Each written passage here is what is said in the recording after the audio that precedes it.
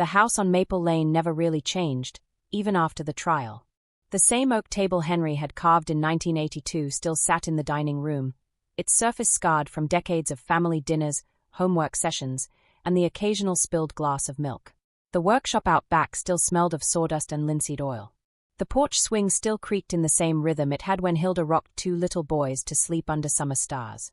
But everything inside the house felt hollow now, like a stage set after the actors had gone home. Hilda Black, 6 to 7, arm in a sling for the third month running, stood at the kitchen sink rinsing coffee mugs that didn't need rinsing. Henry was in the living room with the TV on mute, pretending to watch a baseball game while his crutches leaned against the couch like silent sentries. The grandchildren, Emma, 14, and Lucas, 12, were upstairs in what used to be Damian's old room, unpacking the duffel bags social services had dropped off the day their parents were sentenced to life. Hilda dried her hands on a dish towel that still smelled faintly of the lavender detergent Melissa used to buy. She stared out the window at the maple tree Richard had climbed the day he broke his wrist at age 9. The scar on the bark was still there, pale against the darker wood. She wondered if scars on people ever faded that cleanly. "Grandma!" Emma's voice floated down the stairs, tentative, the way it had been since the first night she'd arrived clutching a stuffed giraffe and asking if Mommy and Daddy were coming back soon. "Coming, sweetheart." Hilda's voice cracked on the last word. She climbed the stairs slowly, favoring her good leg. The sling made everything awkward, but the physical therapy was helping. The emotional therapy, that was another story. Emma stood in the doorway of the bedroom, holding a small wooden box Hilda hadn't seen in 25 years. It was the one Richard had made in shop class the year he died, pine, dovetailed corners, his initials burned into the lid with a magnifying glass and the sun. Inside lay a stack of yellowed papers, a flash drive on a keychain shaped like a tiny hammer, and a sealed envelope addressed in Henry's careful block letters. To be opened only if W.E. don't come back from the mountain. Emma's hazel eyes, Damian's eyes, but softer, were wide. It was under the loose floorboard. Lucas found it when he dropped his phone. Hilda's heart stuttered. She had forgotten the letter existed. Henry had written it the night before the hike, then hidden it so well even she hadn't known the exact spot. She took the box with trembling fingers. "Let's go downstairs. Your grandpa needs to see this too." Henry's face went the color of ash when he saw the box. He set his coffee down so hard the mug clattered. "Jesus, Hilda. I thought the police took everything." "They took the phone," she said. "Not this." Lucas hovered in the doorway, all elbows and knees, his dark hair falling into eyes that were pure Melissa, sharp, watchful. He hadn't spoken more than 10 words since arriving. Hilda beckoned him in. The four of them sat around the oak table like they were about to play cards, except the stakes were a lifetime of buried truths. Hilda opened the envelope first. Henry's handwriting filled 3 pages. "If you're reading this, Harriet, it means Damian finally finished what he started 25 years ago." Enclosed is a flash drive with everything Henry recorded on the mountain, Melissa's confession, Damian admitting Richard was buried truth, the push. There's more on the drive, bank statements Richard printed the night he died, showing Damian's thefts. "We confronted him. He killed his brother for greed, and now he's coming for us. Tell the police. Tell the world. Don't let him raise our grandchildren on blood money. Love always. Henry and Hilda." Emma's hand flew to her mouth. Lucas stared at the table like it might bite him.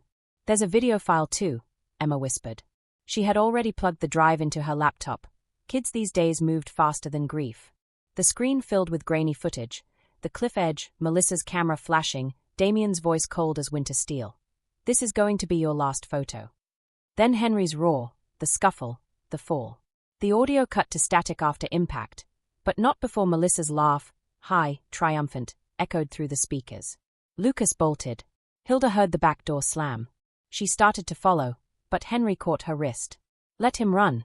He's 12. The world just cracked open under his feet." Emma stayed, replaying the video in slow motion, zooming in on her father's face at the moment he lunged. "He doesn't even look sorry," she said, voice flat. "Not even a little." That night, Hilda couldn't sleep. She sat on the porch swing with a blanket around her shoulders, listening to the maple leaves rustle like gossip. Lucas came back after 2 hours, sneakers caked in mud, eyes red. He didn't speak, just sat beside her and leaned his head on her good shoulder. She wrapped the blanket around them both. The next morning, Emma announced she wanted to watch the trial footage. All of it. Hilda tried to protest. Too raw, too soon. But Emma's jaw set in a line that reminded her painfully of Richard at 14, stubborn as bedrock. They watched in the living room with the curtains drawn. Court TV had archived the entire proceedings. Damian in an orange jumpsuit, Melissa in a navy blazer 2 sizes too big, both of them staring straight ahead while Hilda testified from the stand, voice shaking but steady. The jury's tears when the mountain recording played. The moment Damian's lawyer tried to claim crime of passion and Henry, still on crutches, stood up in the gallery and shouted, "Passion doesn't forge signatures for 50 grand. Lucas watched without blinking. When it ended, he asked, "Can we visit them?" Hilda's stomach lurched. "Your parents?" He nodded. Henry exchanged a look with her over the kids' heads. Therapy had warned them this might come. The counselor, a kind-eyed woman named Dr. Patel, had said the children would cycle through anger, bargaining, the whole Kubler-Ross buffet. Visiting the prison was a hard no from the state until the kids turned 16, but Hilda heard the real question underneath. Do they still love us? We'll talk to Dr. Patel, Hilda said. But first, there's something else you need to see. She led them to the workshop. The air was thick with the ghosts of sawdust and little boy laughter. On the workbench sat Richard's old tool belt, the leather cracked but the brass buckles still shining. Hilda had kept it oiled all these years.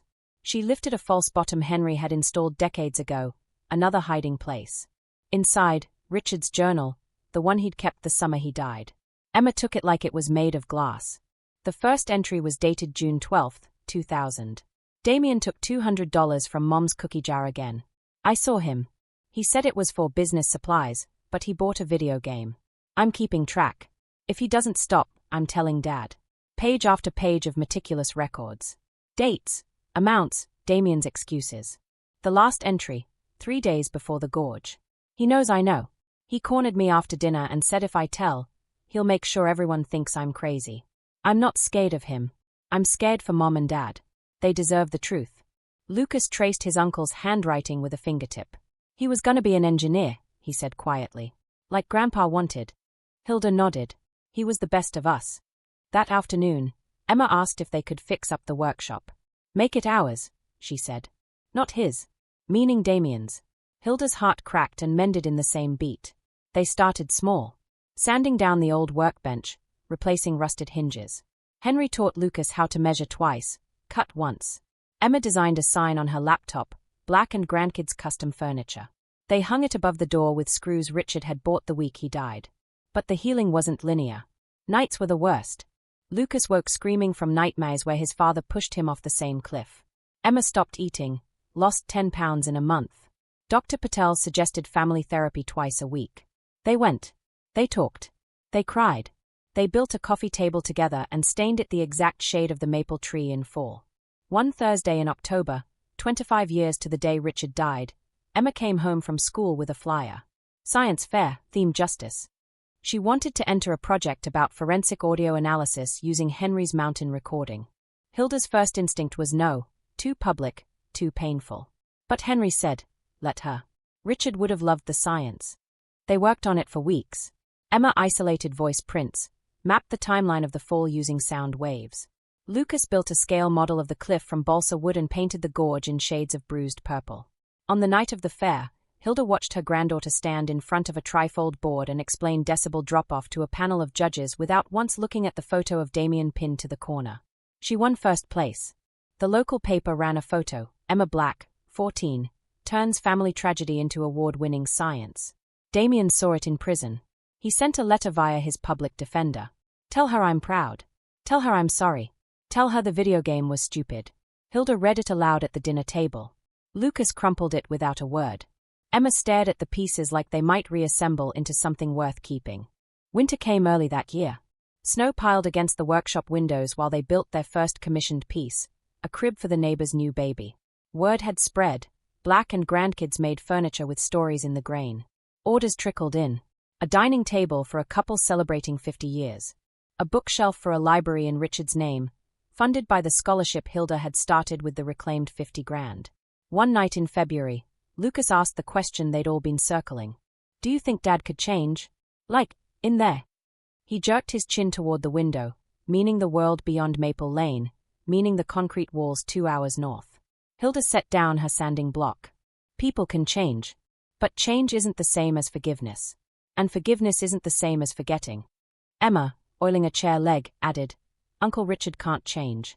He's gone. That's the part that doesn't get better. Henry wheeled in from the house, his legs still gave him trouble on cold days, and placed a manila envelope on the workbench. Came in the mail today. From the prison. Inside, 2 visitation forms, pre-approved for Emma and Lucas's 16th and 14th birthdays, respectively. A note in Damian's handwriting, I understand if you never use these. But if you do, I'll be waiting. No excuses this time. Emma turned the form over like it burned. Lucas folded his into a paper airplane and let it crash into the trash can. Spring brought mud and possibility. The workshop hummed on weekends. They hired a part-time carpenter, Mr. Alvarez, who'd taught Richard in middle school shop class and retired the year the kids arrived. He taught Lucas how to carve dovetails by hand. Emma designed a website. Orders doubled. But the past wasn't done with them. In April, Melissa's appeal hit the news. New evidence suggests coercion. Her lawyer claimed Damian had threatened to kill the grandchildren if she didn't go along with the mountain plan. The story exploded online. Reporters camped on the lawn. A true crime podcaster offered 6 figures for exclusive rights. Hilda gathered the kids in the living room. We decide together. No secrets this time. Emma voted to ignore it. Lucas wanted to sue for defamation. Henry suggested they release the full mountain audio unedited. Let the public hear Melissa laugh. They compromised. A single statement read on the local news by Emma, voice steady, eyes fierce. My grandmother taught me that truth isn't a weapon. It's a foundation. Our family is building on it now. Please respect our privacy. The circus moved on. Summer arrived sticky and green. The maple tree dropped helicopter seeds that spun like tiny confessions. On the anniversary of the hike, Hilda woke to find the workshop door ajar. Inside, Lucas had set up a small table saw and was cutting walnut into precise lengths. At 5 a.m. Couldn't sleep, he mumbled. Hilda watched him work.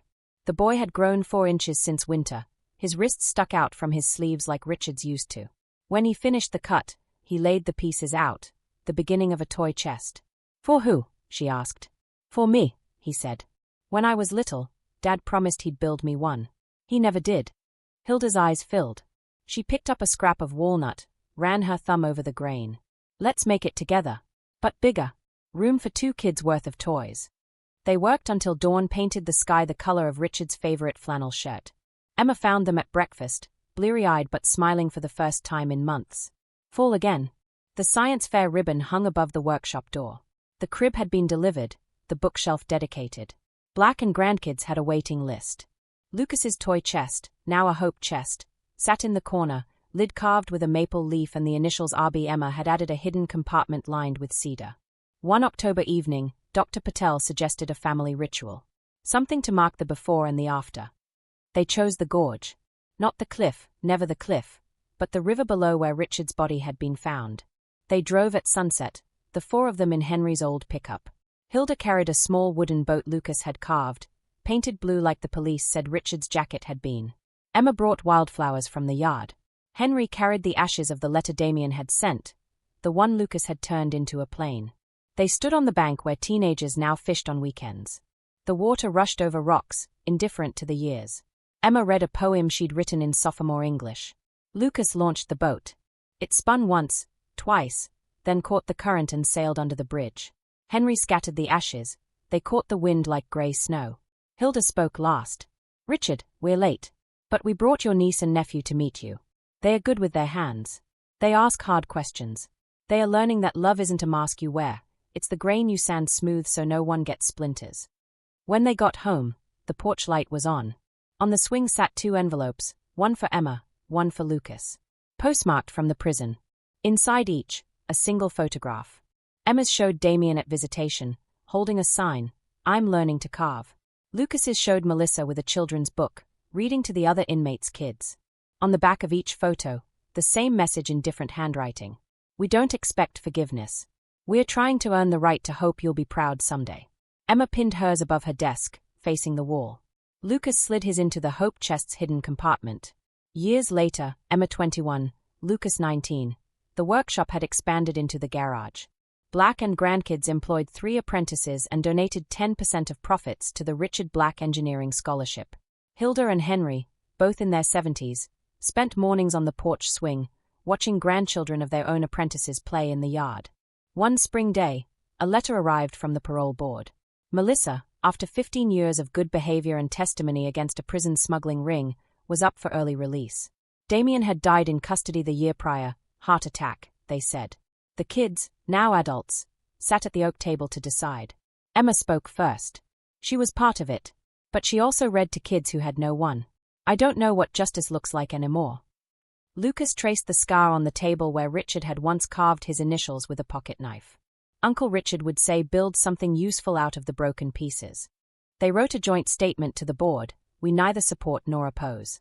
We ask only that any release include restitution to the scholarship fund and a public acknowledgement of Richard's murder. Melissa was released 6 months later. She moved to a halfway house 3 states away, took a job teaching woodworking to at-risk youth. Once a year, on Richard's birthday, an anonymous donation arrived at the scholarship, always enough for one full ride. Emma graduated summa cum laude in forensic acoustics. Lucas opened a second workshop in the city, specializing in restorative furniture, taking broken antiques and giving them new stories. They never visited Melissa. They never needed to. On the 20th anniversary of the hike, Hilda, 80, white hair braided like she used to wear to church, stood in the workshop with her grandchildren grown tall beside her. They unveiled a new sign above the door, hand-carved by Lucas, stained by Emma. Black Family Woodworks. Estimated 1982, rebuilt 2025. Measure twice. Love once. Tell the truth always. Underneath, in smaller letters, in memory of Richard Black, who taught us that some truths are worth falling for. That night, the 4 of them, Hilda, Henry, Emma, Lucas, sat on the porch swing built for 2 but big enough for family. The maple tree dropped its last leaves like confetti. Somewhere downstream, a little blue boat still sailed, carrying a message no current could erase. We survived. We remembered. We built anyway.